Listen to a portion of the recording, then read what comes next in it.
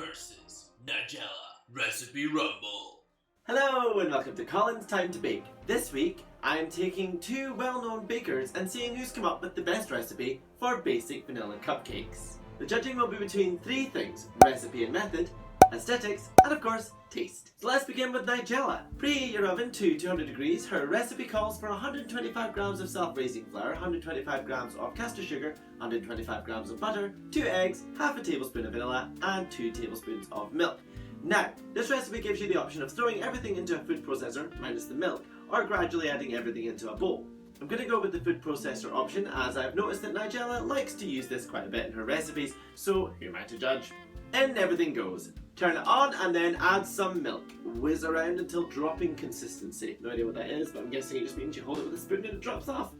Now, the next part is slightly tricky, as the food processor bowl I have is quite small, so scooping the mix out is a little bit fiddly. Anyway, take 12 cupcake cases, the ones I'm using from icedjemsshop.com, the link is below in the description. Scoop even amounts into each case. I've used an ice cream scoop, which is what I normally use when I make cupcakes, but as you can see, by the end it's tricky to get out, though this could just be me being feckless. Once scooped out, put into the oven for 15 to 20 minutes until they're golden brown on top. I'm putting some tin foil on the top because I feel that gives an even bake. When they're ready, leave to cool on a wire rack. As you can see, I didn't scoop even amounts into the cupcake cases. Oh dear.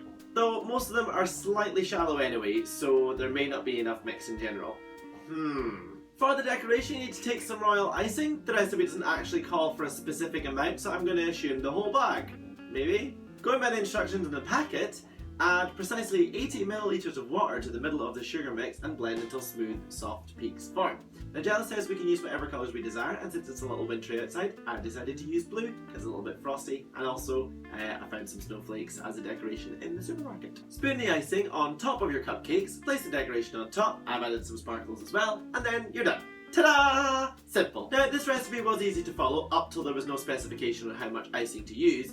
And now that they're ready, I could have used about half the amount of the icing. Oh, Nigella, why didn't you warn me? Though the recipe was quick and easy and would be good to make with kids, as they can totally help through the whole decoration process, and everything in a food processor doesn't take too long. Now it's time for Mary. She calls for the oven to be preheated to 180 degrees. Her recipes are very similar, but slightly more, which could solve the shallow cake problem. She calls for 175 grams of butter, 175 grams of self-raising flour, 175 grams of caster sugar, half a teaspoon of baking powder, 3 large eggs, and half a teaspoon of vanilla extract. For the icing, you need 175 grams of butter, half a teaspoon of vanilla extract, 2 to 3 tablespoons of milk, and 350 grams of icing sugar. I have concerns with self-raising flour and baking powder being in the same recipe, as I heard on the baker's grapevine, the self-raising flour already contains baking powder. We'll see. No food processor in sight, as Mary's a traditional kind of gal. We still get to throw everything into the bowl and whiz it together until smooth. This is easy too.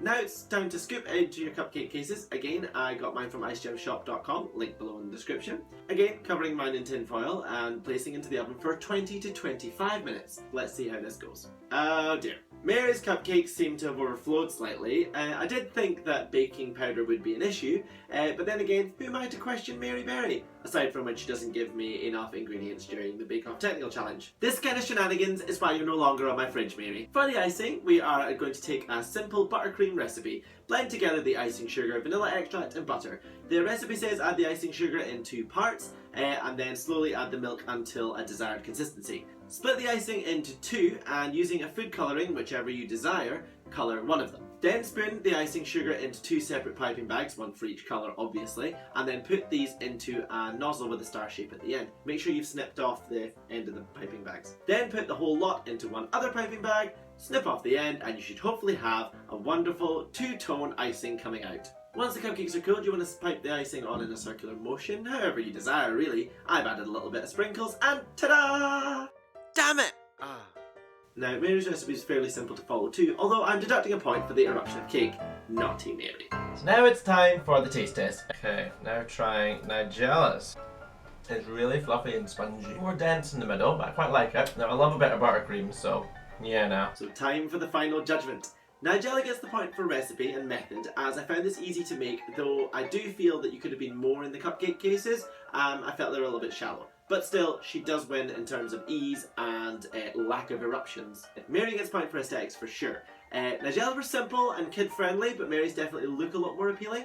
Finally, it's down to the taste. I'm not really a big fan of the icing flavour from Nigella's one, so sorry Nigella, you lose the point due to the icing flavour on this one. There you have it, 2 perfectly delicious vanilla cupcake recipes, both with their own interpretation, but Mary Berry is the one who wins. She may no longer be on my fridge, but she's still in my heart and in my stomach. That's it for this week. The links to both recipes are below in the description. If you feel Nigella was cheated, leave a comment below, or if you feel that Mary was the winner, feel free to comment that too.